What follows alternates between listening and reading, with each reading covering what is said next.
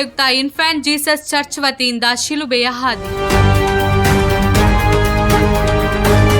Good Friday ಪ್ರಯುಕ್ತ Hosangadi infant Jesus church ವತಿಯಿಂದ ಭಕ್ತಿಭಾವದಿಂದ ಶಿಲುಬೆಯ ಹಾದಿ ಕಾರ್ಯಕ್ರಮವನ್ನು ಆಯೋಜಿಸಲಾಯಿತು.